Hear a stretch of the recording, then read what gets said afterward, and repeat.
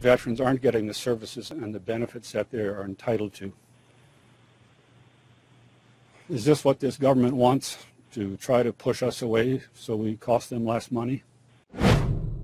Veterans on Parliament Hill today fighting back against fast approaching cuts. The government is shutting down 8 Veterans Affairs offices on Friday. One office in Prince George has already been closed. Here's a look at where the rest of these offices are located. On the East Coast, you've got an office in Corner Brook, Charlottetown, and Sydney. They'll all be closed. Thunder Bay and Windsor's offices will be closed. Heading west there, you got Brandon, Saskatoon, and Kelowna will see shutdowns as of Friday. The government says veterans still can get help at hundreds of Service Canada offices, but vets argue they'll be missing out on vital care from caseworkers. What will these closures actually mean, and is the government shortchanging Canada's vets? Joining me now, the Parliamentary Secretary to the Minister of International Trade, Erin O'Toole, NDP Veterans Affairs critic Peter Stauffer, and Liberal National Defence critic Joyce Murray. Good to see all of you. Vets were on Parliament Hill today, and it was emotional. And you could politely say they were asking the government to reverse its decision to close Veterans Affairs offices, but they were demanding. It was an emotional story. They met with Veterans Affairs Minister Julian Fantino. Will the government reconsider the closures, 8 of which will take place this Friday? Well, Evan, I attended the first event with a number of these veterans. These events are held by PSAC, and I think it's important to recognize that. They're expressing their concern about the office closure, and some of the veterans have used various offices. At the first event several months ago, I met Mr. Clark, one of the veterans that is here today, I understand, and we listened to their concerns about providing services through Service Canada. And his concern, I asked him at the event, what can we do to help transition this? And he said, make sure that there's Veterans Affairs trained people in Service Canada. So we actually listened. We spoke to the minister right after that event. And so in Sydney, for instance, the office Mr. Clark uses, there will be a trained Veterans Affairs case manager embedded within that Service Canada office, which in most of the cases, it won't be. There won't be in all of the 8 that are closing that you're talking about, there will be a Veterans Affairs trained person in Service Canada. And Evan, with Service Canada, in some cases, there's a federal government Service Canada office in the same building or within 100 meters of these Veterans Affairs offices that are standalone. And the network of Service Canada office at 600 actually allow more veterans greater access to a network of offices. All right, that's what the government said.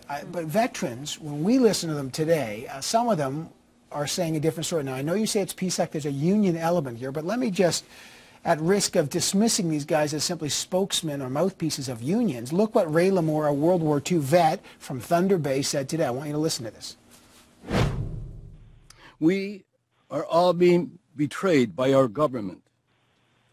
We just make no sense to take these services away from men and women who have sacrificed so much for this country. He's saying, and he went on to say, that they're putting veterans at risk, these closures. What do you say to a veteran like Mr. Lamore? Well, first, Mr. Lamore is one of our great veterans, and everyone that serves plays a special role in Canada and our history. And the truth is, Evan, that we're actually doing more and providing more services. So something that didn't exist when Mr. Lamore left the forces after World War II were operational stress clinics. You know, PTSD and operational stress has existed from World War I when we called it shell shock.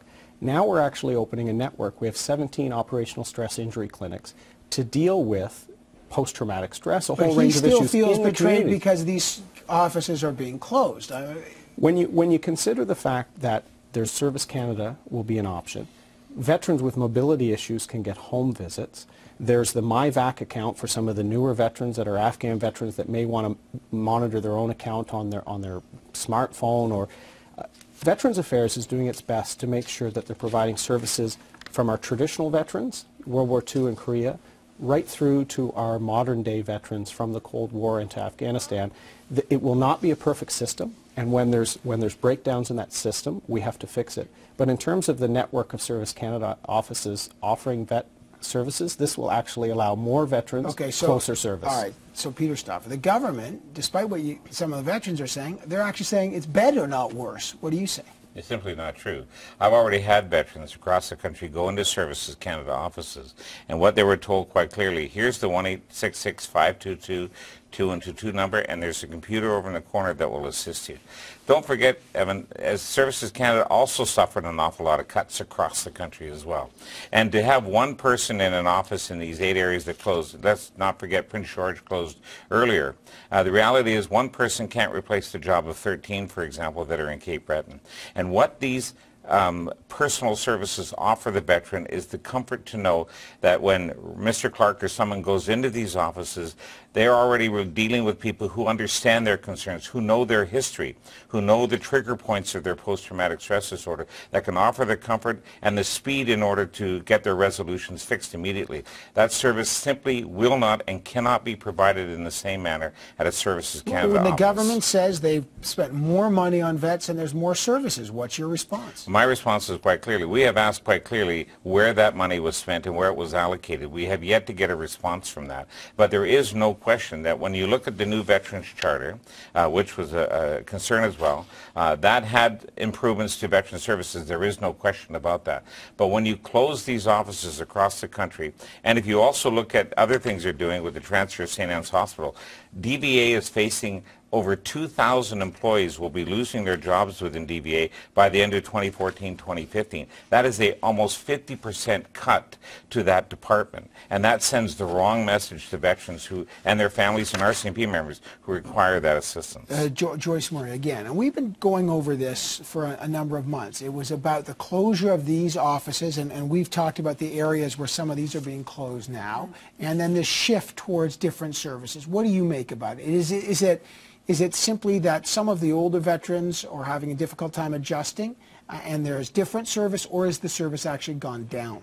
Well, there's a range of veterans that are concerned, Evan, and you're right, we've been hearing the same arguments for months from the government representatives that don't worry, be happy, things are better.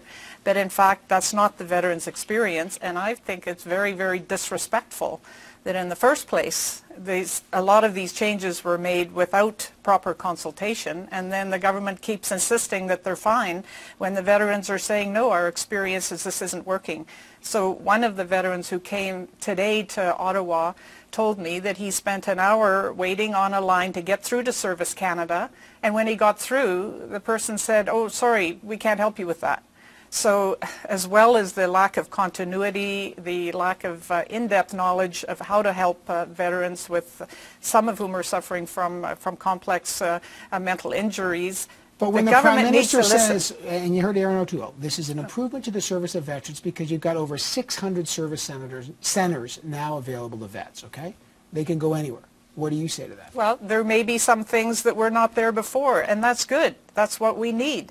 We have another wave of veterans coming from the operations in Afghanistan. We have needs today that the veterans are saying that they're being that the services are being shortcut and it's not working. So the government needs to decide really whether their compact with our veterans is that they will do their utmost to take care of veterans' needs or not. And I think they've broken that compact.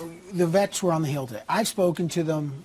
We've all spoken to lots of vets. One of the things they miss, and I think Peter Stauffer alluded to this, is the face-to-face contact, knowing the case, because each individual case is very complex. As I understand it, the void by these closures will be filled by either one special person there as opposed to many, or on Service Canada online and phone contact. Does the government have any data, any consultations that you can say this will assure vets that in fact it's an improvement? In other words, how do we know it's not just cost savings and saying don't worry, there's lots of places to go?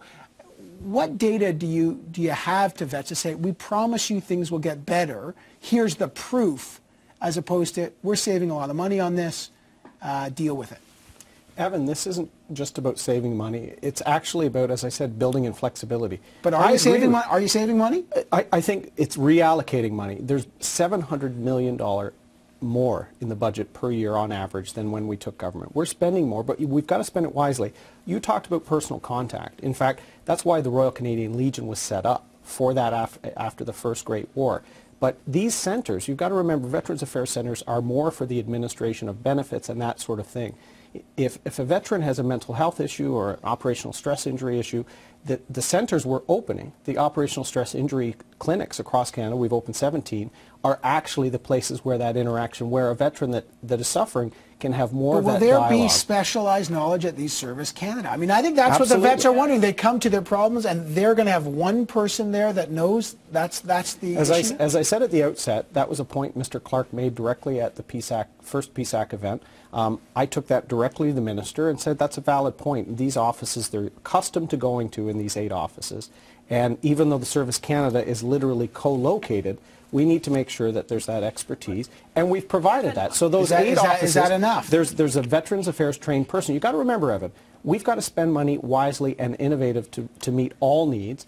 In some of these offices, they all had less than 150 cases. Less than 150 cases. I mean, I was shocked, actually, and I thought it was pretty instructive that Aaron just said that Legions were set up to be the face-to-face contact for veterans.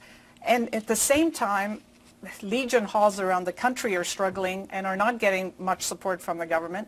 And the Legions are selling poppies in order to fill in some of the gaps of service from what this government has cut. Personal interaction, so it is an incredibly callous comment, and I just, is that it's up to the Legion to do these things, the Legion is doing a great job, Absolutely. As are a number of charitable groups, as are these new operational stress injury clinics. And the Veterans Affairs offices are more for the administration of a case file or benefits. So in the cases the office closed, Evan, the offices selected were ones that had very little traffic through them. In some cases, 10 people a day dropping off forms. So any of the offices affected so these are had less than 140 cases. Corner Brook, Newfoundland, Charlottetown, City, Nova Scotia, Thunder Bay, Ontario, Windsor, Ontario, Brandon, Manitoba, Saskatoon, and Kelowna, BC. Those are the ones. Last word to you, Mr. Stauffer. Again, the government says more money, reallocation, it's better service. In your view, what will happen when these offices close? Well, what's going to happen, and we've already seen it right now, let's not forget there's over 700,000 RCMP military veterans and independents that require services in that regard. DVA only has a client base of over 200,000. Right now what's happening is many veterans are so frustrated with the system that is there now, they just give up and go away. I suspect what's going to happen is many more veterans are going to be so frustrated with the system, it's the no-go policy. You say no long enough, they go away. All right, I got to leave it there. We'll watch this file closely. We always do. Parliamentary Secretary to the Minister of International Trade, Aaron O'Toole, NDP Veterans Affairs critic, Peter Stauffer, and Liberal National Defence critic, George Smer. Thanks to all 3 of you. Thank you. Thank you, Evan.